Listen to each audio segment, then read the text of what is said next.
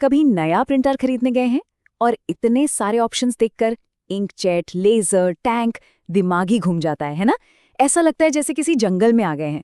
तो चलिए आज इसी जंगल को थोड़ा साफ करते हैं और देखते हैं कि कौन सा प्रिंटर किसके लिए बेस्ट है। तो शुरू करते हैं प्रिंटर की दुनिया के सबसे बड़े मुकाबले से, इंकजेट वर्सेस लेजर। आखिर इन दोनों में फर्क क्या है, काम कैसे करते हैं ये, और सबसे जरूरी किसके लिए कौन सा बेहतर है, आइए पता लगाते हैं। तो चलिए सीधे पॉइंट पर आते हैं और इन दो सबसे पॉपुलर प्रिंटर टेक्नोलॉजीज को आमने सामने रखते हैं। इंकजेट प्रिंटर को ना एक माइक्रोस्कोपिक आर्टिस्ट की तरह सोचिए। ये कागज पर, मतलब अपने कैनवस पर, स्याही की हजारों छोटी छोटी बूंदें स्प्रे करके एक पूरी इमेज बना देता है। और पता है, यही वजह है कि ये कलर्स को इतनी खूबसूरती से मिक्स कर पाता है। फोटोज के लिए एकदम परफेक्ट।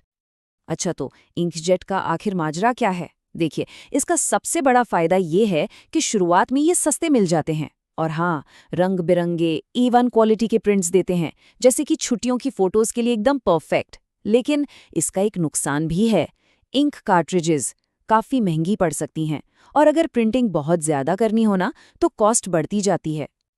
अब आते हैं लेज़र प्रिंटर पर। यह बिल्कुल अलग चीज़ है।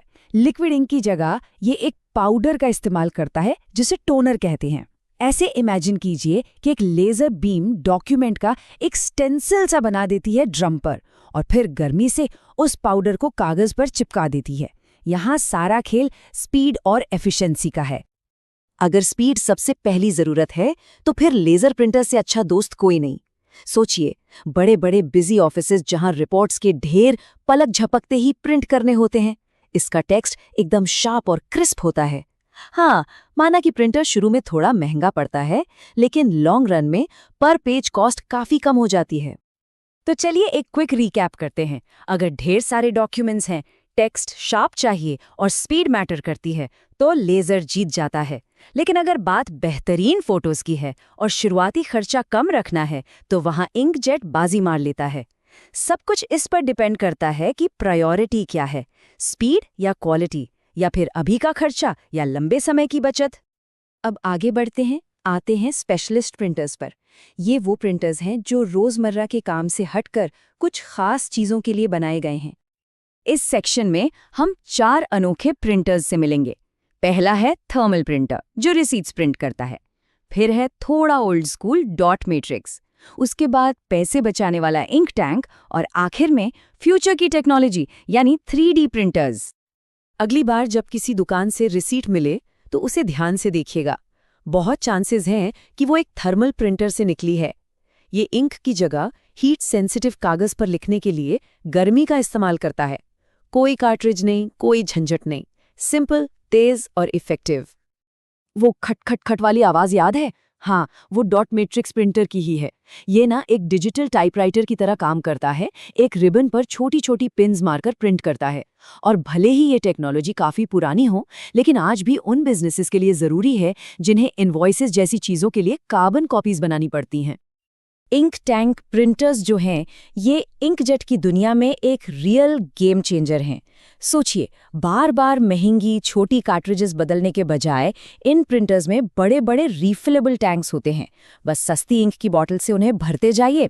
हाँ, शुरुआती कॉस्ट थोड़ी ज़्यादा है, लेकिन अगर प्रिंट बहुत करना है ना तो लंबे टाइम में बचत बहुत ज़्यादा है। ओके, तो अब तक तो हमने टेक्नोलॉजी समझ ली। अब सबसे ज़रूरी सवाल, अपने लिए सही प्रिंटर कैसे चुनें? चलिए इसका जवाब ढूंढते हैं। सबसे पहला और बड़ा सवाल, आखिर प्रिंट करना क्या है?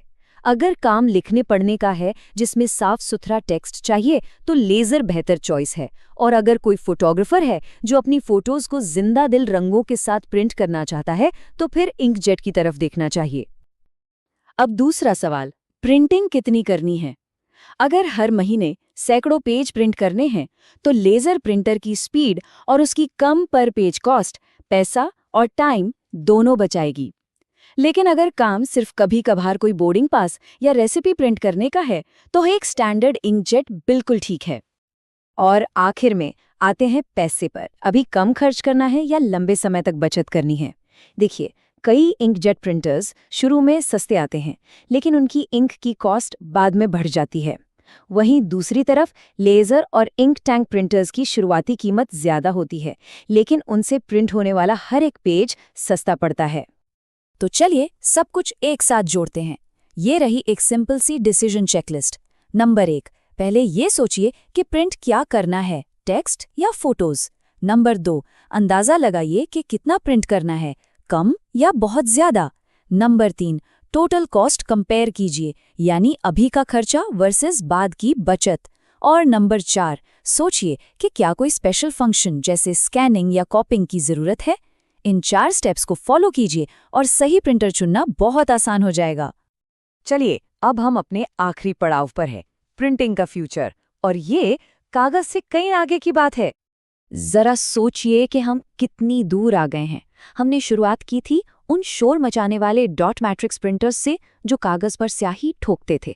आज हम लिक्विड इंक और पाउडर से लगभग कुछ भी प्रिंट कर सकते हैं। और फ्यूचर में तो हम फिजिकल ऑब्जेक्ट्स प्रिंट कर रहे हैं। जो कल तक साइंस फिक्शन था, वो आज रियलिटी बन चुका है। देखिए, 3D प्रिंटिंग सिर्फ प्लास्टिक के खिलौने बनाना नहीं है। जैसा कि यहाँ बताया गया है, ये ऐसे कॉम्प्लेक्स कस्टमाइज्ड डिज़ाइंस बनाने के बारे में है जो पहले इम्पॉसिबल थे। मेडिकल इम्प्लांट्स से लेकर मुश्किल इंजीनियरिंग पार्ट्स तक, ये मैन्युफैक्चरिंग में एक क्रांति ला रहा है। तो अगली बार जब प्रिंट बटन दबाएं तो ये ज़रूर याद रखिएगा कि ये सिर्फ कागज़ पर स्याही उतारने से कहीं ज़्यादा है। ये एक ऐसी टेक्नोलॉजी का हिस्सा है जो लगातार आगे बढ़ रही है। और ये हमें अपने आखिरी सवाल पर ले आता है। अगर प्रिंटिंग की सीमा सिर्फ हमारी इमेजिनेशन हो, तो क्या बनाया जा सकता है?